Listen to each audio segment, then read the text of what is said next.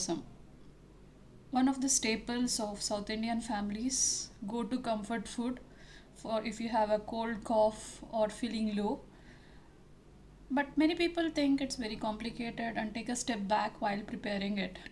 Today I'm going to get you a recipe which is very simple, very easy to do, and you can do it in a jiffy.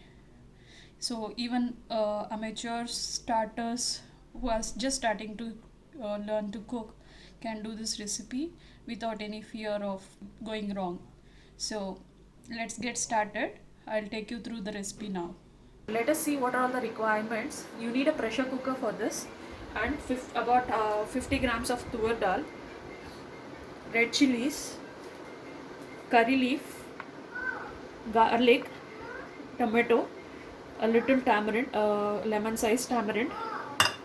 You also need pepper,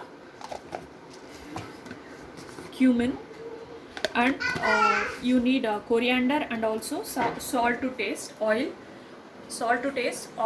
and uh, a little bit of hing for tempering. So let's get started. Now I'm going to wash the tur dal.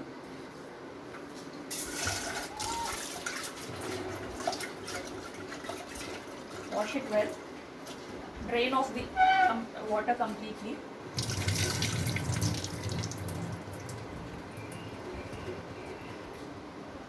Now in this, what are we going to add? I'm going to add one whole sprig of curry leaf, one chopped tomato, break the red chilies and drop it in, add the whole of garlic and add water.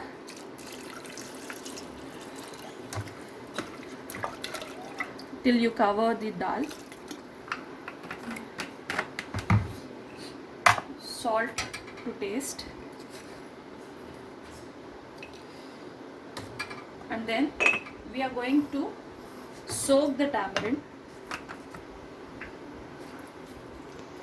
By the time this dal gets boiled, this tamarind without soaked well in water, you can extract the juice easily from it.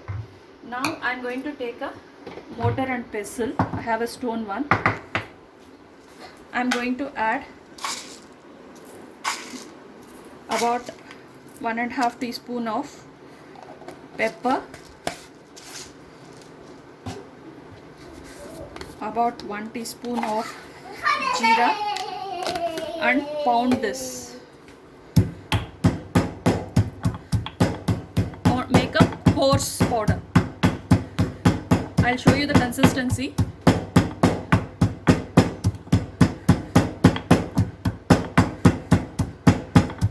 So my rasam doesn't have any other kind of rasam powder. This is the base.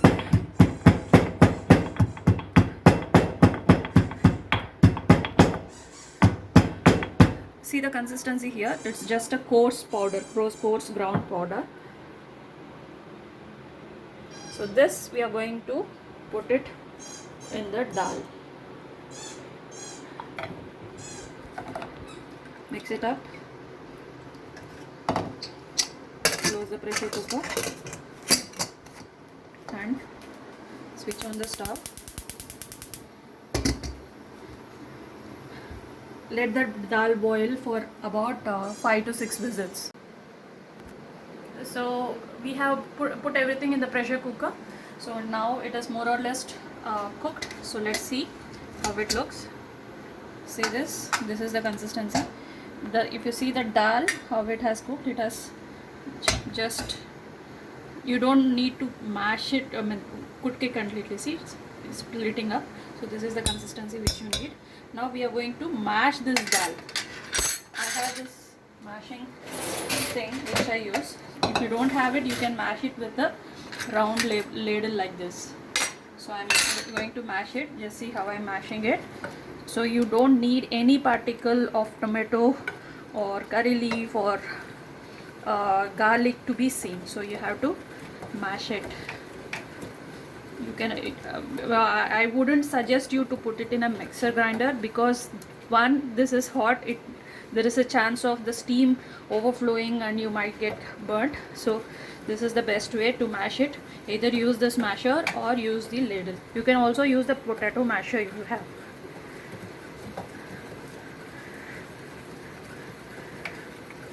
So rasam usually is of very thin consistency, very watery. So you can add as much water as you need, but ensure that you retain the taste.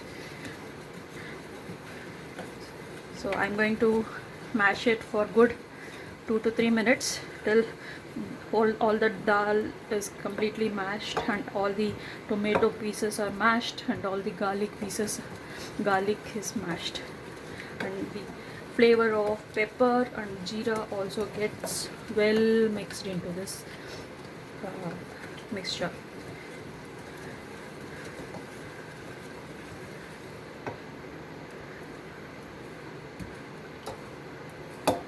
So just say this, how it looks.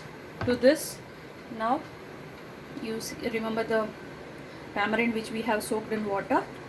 I am going to squeeze out the pulp and extract the juice from this tamarind.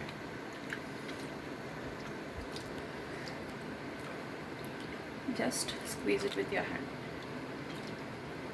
You can also buy ready-made tamarind paste and use a spoonful of it, but I suggest this, extracting juice every time you need. You can use a strainer if you want. See? So to extract the entire juice, I'm going to add a little more water.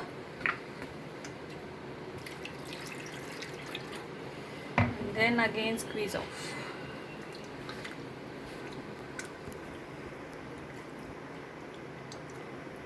You can just see the pulp here.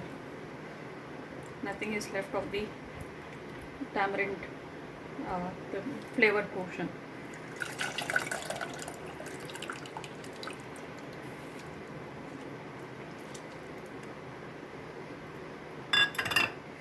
So use a ladle. Give it a good stir. Just check the consistency. If you want more water, add it in now. So this will work as consistency for my rasam. Now we have to do the tadka. So for this, I have a vessel in the stove. Switched it on. Going to add in some oil.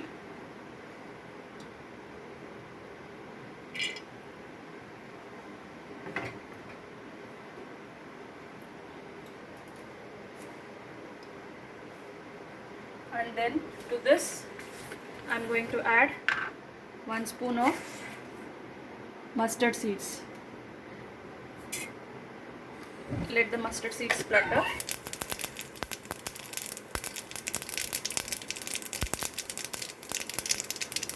Now I am adding a little curry leaves, a pinch of hing, and then pouring in this mix.